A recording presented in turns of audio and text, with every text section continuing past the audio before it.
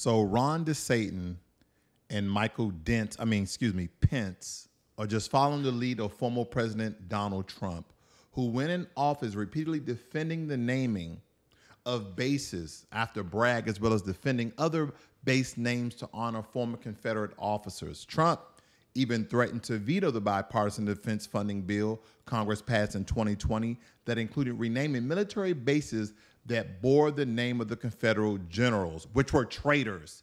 Tweeting at the time, "I will veto the defense authorization bill, which will lead to the renaming of Fort Bragg, Fort Robert E. Lee, and many other military bases that bear the name of Confederate generals who were traitors to the Union." This is important that we understand the etymology of the words that's being spoken here and the symbolism. A lot of times people, symbolism doesn't render any such monetary result, but it can, and it did, and it will galvanize people in the systematic of white supremacy when it comes to the United States of America. People will like to rally behind a cause. People rally behind a flag. This is a galvanizing factor of symbolism to once again strengthen the power position of white supremacists within the nation. And we must understand that. It makes me think about the Nazi.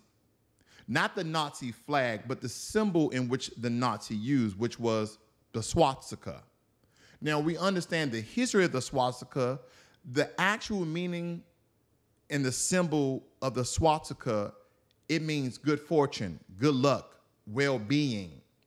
Now, throughout history, we have to understand that this symbol was actually stolen by Hitler himself. Now, a lot of times in Western culture, we believe that this is synonymous with fascism. But as it states here, it goes back thousands of years and has been used as a symbol of good fortune in almost every culture in the world. A lot of people believe that this swastika symbol first arrived in Eurasia or in Ukraine, but most likely this symbol derived from Africa. But when we look at the history of the swastika, as we can see here, this dates back thousands of years in Africa, as these Asante people and Awa people, the talons of the eagle, and it represented the monkey's foot. They had all these different symbolism of what the swastika actually represented thousands of years before the Europeans even saw the symbol, in which they, of course, co-opted, copied, and then fraudulently stolen from the African people. But that's for another day. But as we can tell here, that the swastika symbols was woven inside clothing here to the far left. We see the symbols all over the place, even in this pattern here, as well as this person's shoulder. You see the swastika symbol as well. And then we get down to the Confederate flag.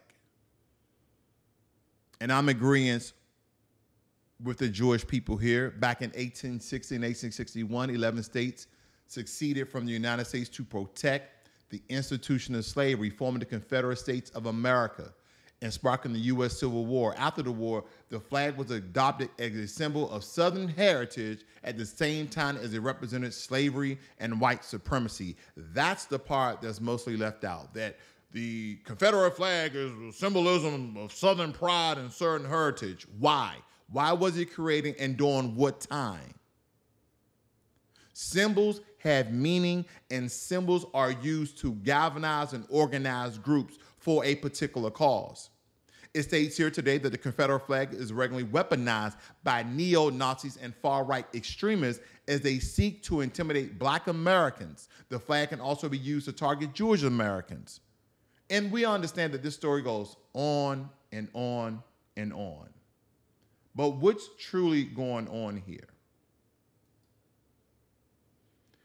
We understand in the rich history of America that few symbols evoke as much controversy and pain as the Confederate flag. Just as well how the swastika has been changed and switched and now manipulated to the sign of neo-Nazism in current America today and of around the world. Now, to some, it is cherished.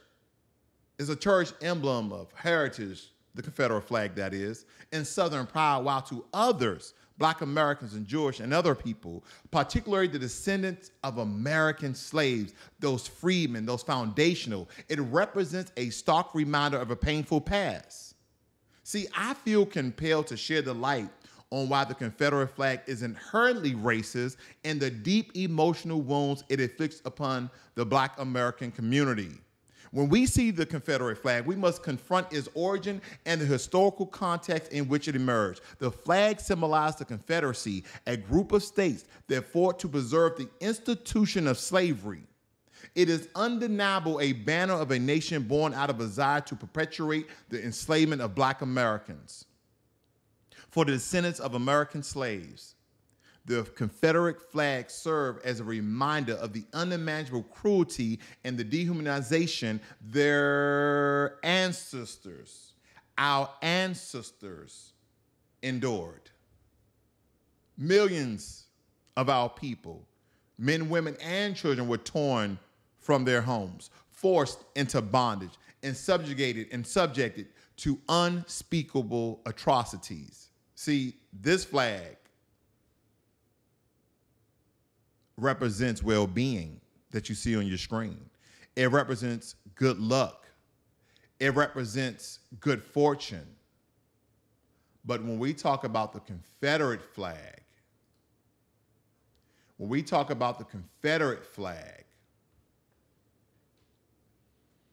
it represents so much more. The flag waves as a haunting reminder of our suffering, our visceral symbol of oppression. See, while some argue that the Confederate flag represents Southern heritage and pride, we must not overlook its association with white supremacy.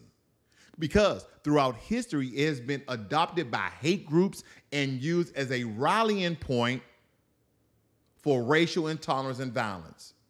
As I stated before, it's a galvanizing symbol. See, it served as a potent symbol of division, reminding us the struggle for racial equality is far from over. Traitors. This is a flag of traitors. And renaming military bases, you might as well go ahead and steal the Confederate flag as well. Traitors generals, just as well a traitorous flag that was created for those southern states. Now, as a nation, we would like to believe that we have made significant progress in our pursuit of racial equality, but we haven't made any headways just yet. But the Confederate flag represents a roadblock to our collective. It served as a barrier to our collective healing. It is displayed in public spaces, government buildings, and even on vehicles, sends a clear message of exclusion and reinforces a painful legacy of discrimination. See, it undermines the principles of freedom and equality that America aspires to uphold.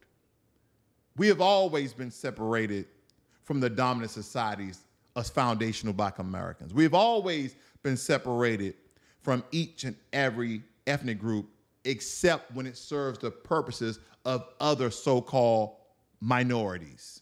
See, I don't use the term people of color. I don't use the term minorities. We are a distinct group with a distinct culture, with a distinct lineage. We are freedmen. We are foundational Black Americans. We are Black Americans. Because for true healing to occur, it is imperative that we acknowledge the pain caused by the Confederate flag and what it truly represents. And we must work towards reconciliation, reparations. That's the only reconciliation. See, removing it from public spaces does not erase history, but rather acknowledge in some instance the need for empathy, respect towards those who have been marginalized and oppressed, those descendants of American slaves. It may open the door to conversation about shared paths, allowing us to move somewhat societal forward as a more united nation. But for real change, for real healing, for real repair, pay what you owe. cut the check. Because the Confederate flag is not simply a benign symbol of Southern heritage and pride. It carries the weight of a history stained by slavery, oppression, and racial injustice.